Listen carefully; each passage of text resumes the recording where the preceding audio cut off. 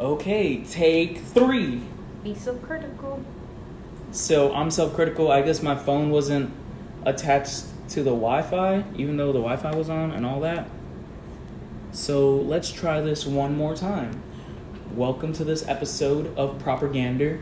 It's your boy Rob, and Proper-Gander is a web series brought to you by the Black Hammer organization, where we review multiple pieces of imperialist propaganda, aka whatever is on out of theaters or video games or whatever capitalists are pushing down your throat at any given moment. We review that through an anti-colonial, anti-imperialist, and anti-capitalist mind frame. You dig? Thanks for the review, DP. So, Black Hammer, although we have many web series, you can catch us on Sunday for the book trap, where we're analyzing a particular book. This month's book is How Europe Underdeveloped Africa. On top of having web series like the Oh My Ghazi Morning Show and stuff like that, we also have a bunch of on-the-ground movements, being amongst the people, providing services for the people, because that's really what we're about at our core. Right now, we have the Black Hammer Food Drive in the ATL coming up the 28th.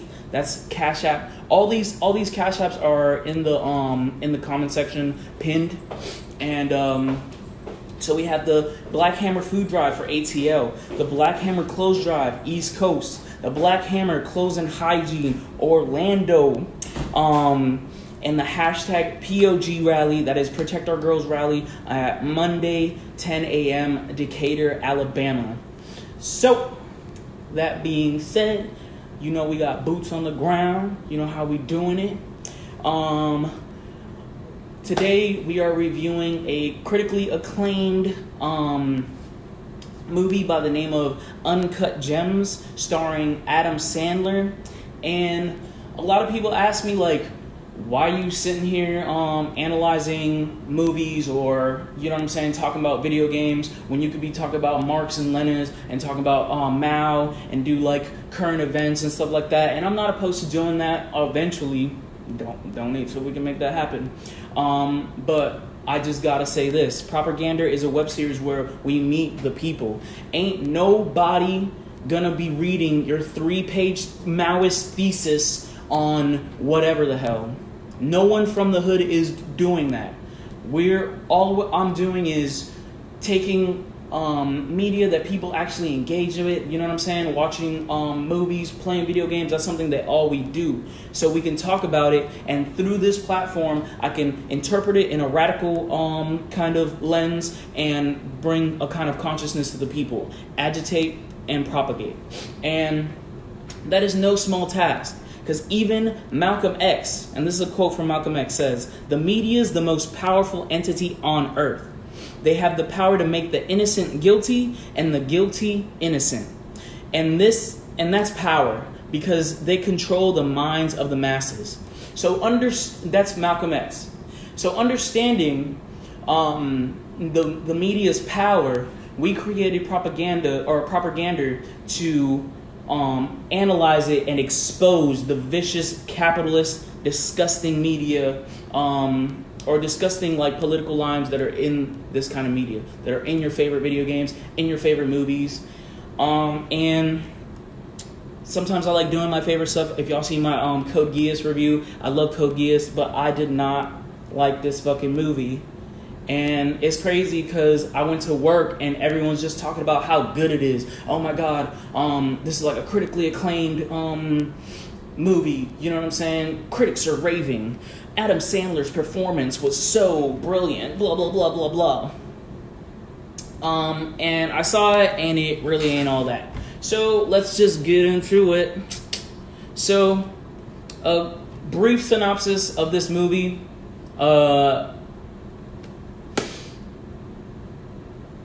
While wearing a commie hat, bro, all day. So, Uncut Gems is a crime comedy drama directed by Josh and Benny Safdie, which are like two brothers. It's set in the Diamond District of New York City. The story follows Howard Ratner, played by Adam Sandler, who is a jewelry dealer to the rich and famous with a gambling addiction. While trying to handle two relationships, and he's indebted to some sort of like mob entity, he makes sense of a series of high stakes bets, and it could lead to his like him hitting the big time. You feel me? But in order to do that, he got to perform lots of like a high wire act balancing business, family, and encroaching like capitalist adversaries, in his relentless pursuit of the ultimate win. You know what I'm saying? Like, this dude is a gambling addict. He sells jewelry to like the richest people. You feel me? And he's always betting the money that he makes, and pretty much putting himself and his family in danger. This dude is like constantly like cheating on his family, and it's really gross. Like this character is so off-putting. Like I couldn't even really like get into this movie just because there was no like dope characters that I can root for, you know? So pretty much the story starts when he's doing a deal for Kevin Garnett, and he gets this opal from Africa. It's like this uncut gem. It's like a opal with like kind of like rocks into it or whatever, and it's supposed to be like $1 million. And he lets Kevin Garnett hold it for a little bit, and he then has to like chase down Kevin Garnett. He owes the mob money. He gets into it with like some pawn shop people, and it's this whole mess, but it's all his fault. So it's just like you're just watching this white dude make terrible decisions. So two scenes particularly that I thought were particularly propagandistic. So if that's a word, don't care if it's a word or not though. And 20 seconds into the movie, you pretty much are taken to what they say is Ethiopia, right?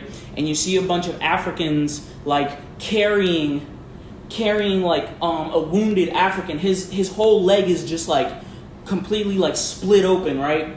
And the African is screaming, and like all his coworkers are obviously like working like the mines or something. They're all angry, and they're going to what seems like the overseers, like their boss of the mines, and they're all Asian. All of their bosses are Asian, and this is supposed to be in Ethiopia, right? So they're getting up in harm's way, and that's when the camera kind of goes into like the caves they were mining in, and that's where they find the opal, signifying that like to get that opal, you need to shed blood. Everybody knows about like the blood diamonds, right? When you have a blood diamond, it comes with like 8-year-olds who have to take sticks of dynamite to like caves, and like they blow their arms off. It's like a vicious industry. But that is honestly the case with many of the minerals that the first world enjoys. The minerals in my phone right now, they all come from a similar kind of like extortion of colonized people, African people, South Asian people, or Asian people, South American people. They all have that. They all kind of have that relationship of like you have to enslave somebody to get that stuff, right? But what I found that's weird is they're in Africa, and they have all these Asian bosses, right? So I had like this kind of argument with my coworker, because I told him about that, and he was like, "Well, China is in Africa, so it's kind of realistic that they're there and they're exploiting Africans or whatever." And I'm like, "Okay, bet, for sure, but if anyone is the oppressor in Africa, it is the fucking European." It is the fucking European. The whole fucking continent was colonized by European powers. You know what I'm saying? What we know as South Africa used to be called Azania. You know what I mean? That's a settler colony. And I bring that up because the director said that they were not allowed to shoot in Ethiopia. They were not allowed to shoot the scene that they wanted in Ethiopia. The U.S. government told them they can't. And the damn director said that himself, right? So where they went was actually South Africa in a place called Okiep. So I look at the population of Okiep, and the population of Okiep is like 0.03 Asian, right? So they must have made a decision to be like, yo, let's make all the masters Chinese. Let's make all the bosses Chinese. And that's just because they're like internalizing the propaganda that the US promotes, that China is a colonizing force in Africa. Now we're gonna get heavy. China is fucking an imperialist force in Africa, 100%. Sorry, leftists. That's just how it is. However, what the U.S. is doing is just kind of like passing the buck. They're acting like they aren't the main colonizing force in Africa. It's the Chinese. Y'all feel me? Because they must have just been like, look, we need like 10 or 13 Asians to shoot this shot, because ain't no motherfucking Asians in South Africa, bruh. It's 0.03%. If you don't believe me about Africa or US's footprint in Africa, just look up AFRICOM, like, please, or look up the history of that the US has with fucking Africa. So I found that pretty propagandistic, and it's obviously like a kind of like pushing the buck onto Asian people or Chinese people. And I don't want to be like those other leftists. Like Chinese people are 100% a imperialist force in Africa. If y'all want me to have that discussion, y'all let me know in the comments. I'm gonna break it down, but I know that like leftists like love talking that shit about that particular subject, like China and Africa. But in terms of this movie, the other scene that I thought was propagandistic, there's a scene later in the movie, right, where, you know what I'm saying, Kevin Garnett, he wants the raw opal, right? And he's sitting down talking to Adam Sandler like, bro, why you playing with me? Every time I step in here, it's a whole mess, bro. Why can't you just be straight up with me? What's going on? Why are you so shady? Blah, blah, blah. And Adam Sandler's kind of like covering his tail. He's like, nah, it's not like that. And KG asked him, he's like, how did you get this diamond? How did you get this diamond? And he shows him a video, the same video that I just spoke to, where like it's like exploited Africans digging in the mine, and he's like, yeah, I pretty much paid them like $6,000. KG's like, damn, $6,000? But you told me that you're gonna make millions. How is that fair? And the like Adam Sandler was just like, he gave him this kind of like dog eat dog response. He was like, oh, you know how you play ball, KG? Doesn't it feel great to just like dunk on somebody? Doesn't it feel great to be the champ over all these people? Well, that's how I feel when I make this money. That's how I feel exploiting these motherfucking Africans. He says, this is how I win. This is my sport. You feel me?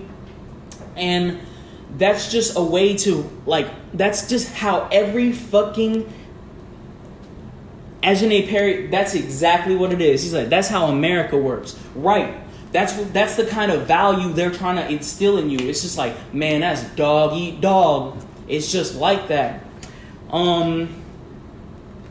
There's like another scene, if I can like jump real quick, where Kevin Garnett is looking into the opal, right? And then you see through his perspective, and inside the opal, it looks like the universe. You dig? Like it looks like a fucking galaxy in there. So I looked it up, and to them, to the directors, they said that the opal represents the law of the universe. They said it represents the circle of life. So with that metaphor being there, with the opal representing like the universe and circle of life, what they're saying is that this kind of relationship is natural. This kind of exploitive relationship where you could pay somebody like $6 and make like $10 million off that, that's natural. That's what they're trying to say with the whole like universe and shit like that. But it's not. It's not. That's not how we existed as humans for like the majority of our history. This is like something that's like brand new. That's something that the Europeans came in. This kind of like exploitive relationship is strictly under the capitalist framework. Somebody block Willie James, please. So yeah, that kind of back and forth with KG and Adam Sandler, that's pretty much like the theme of it all. Like you go around like you follow Adam Sandler. He's like cheating on his wife. He owes like money to the mob. You know what I'm saying? He like makes fun of his jits. He don't be going to his like daughter's shows and shit. He's not like a family man. He don't care about his family. All he cares about himself and money, right? And there are scenes where like he's with his side bitch and he's like crying and he's like, man, things ain't really going about how I wish they was going. And people are like sympathetic to that character, but it's like, dude, you're a douche. You're a fucking asshole. Like, there's no way that I can feel bad for you. You literally are okay with exploiting African people, like this whole violent process of extorting their natural resources of their lands to make millions, while they're over here working just to eat. You're over here working to like be on a yacht and all that crazy shit. You know? It's bullshit. So that's how I interpret it. Like that's like the rest of the movie can be pretty much put in that nutshell, you know? There's the character Arno, right? Who he's thugging it. He got his goons. Adam Sandler owe him money, you feel me? And they make it seem like Arno is the bad guy. Like, and he's like mobbing. Like, that's what it is. And he's like beating Adam Sandler up. He like took off his clothes, put him in the trunk. You feel me?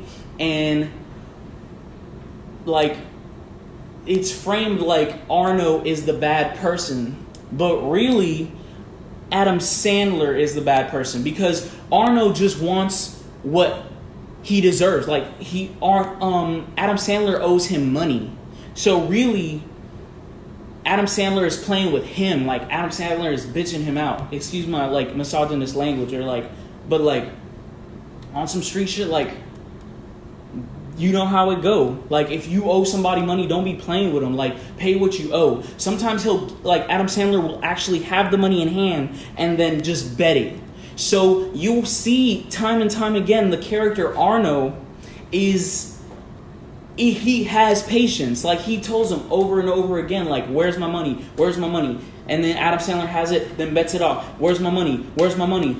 He roughs him up a bit. But like he don't even kill him. Even right at the end, where Adam Sandler puts him in like this kind of he has them cornered, let's say that.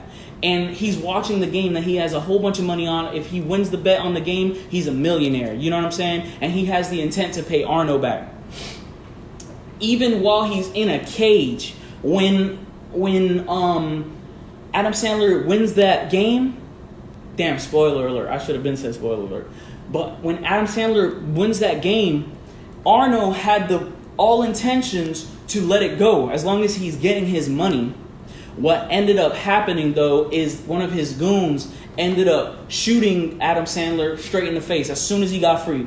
Straight in the face, even though his boss had every intent of just making it cool, you know? And then that same goon turns around and shoots Arno. You feel me? And eventually, like, the camera, like, zooms into Adam Sandler's face in that scene where he has, like, a whole bullet hole in his head. And then it goes straight back to that universe shit. Like, when you go, it like zooms into the damn bullet hole, and then it's like looking into the opal. It's like full circle. We've come full circle now. So now you're seeing like the universe.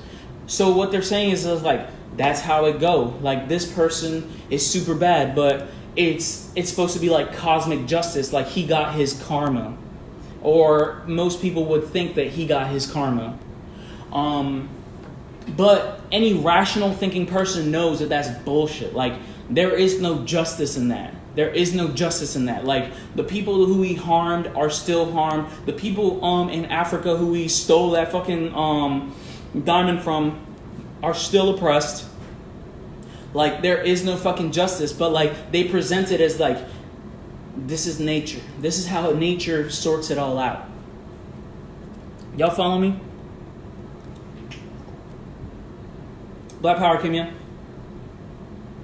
Willie James, old fuckboy ass. But anyway, yeah. So, bottom line, Uncut Gems, it's supposed to make you feel sympathetic to a fucking horrible, terrible, degenerate person. A capitalist. A exploiter of African people. A womanizer. Someone who doesn't even provide for their family. You know what I'm saying? And it's supposed to come down full circle. It's supposed to be just because he died in pretty much a random act of violence. But in that same act of violence, Arno died too. And Arno just wanted his own just desserts. Arno was just the realest dude in this movie. So the theme is that, like, the universe will all sort it out. And that's just some, like, bullshit, like, hippy dippy liberal ass kind of way of thinking. That, like, karma will come and get you. Karma is thousands of years late. Karma is 500 years late. Karma should have came when the first colonizer stepped foot on Africa and enslaved the Africans. You know what I'm saying? If we are going to have justice, we as a people need to deal justice. We need to deal with people like Adam Sandler in this motherfucking movie. You know what I'm saying? We need to deal with the Chinese exploiters in Africa, as well as the American ones. You know, justice doesn't look like just somebody dying in like a random acts of violence. Like, everyone has to be addressed. Everyone has to get theirs. What had been lost. So yeah, that's my review on motherfucking Uncut Gems. Personally, didn't care for that movie. Like I said, ain't nobody that I really fuck with except maybe Arno. And you know, there's like this other thing. I don't know if this is about propaganda, but I feel like there's like a whole kind of industry in movies that because we are so used to like this fucking like $1 million budget movies like the Avengers and all that stuff, there's like movie cinema like styles that are supposed to replicate like a low fidelity, like a low budget movie. And I feel like that's what Studio A24 is. Like, they pretend that they're low budget.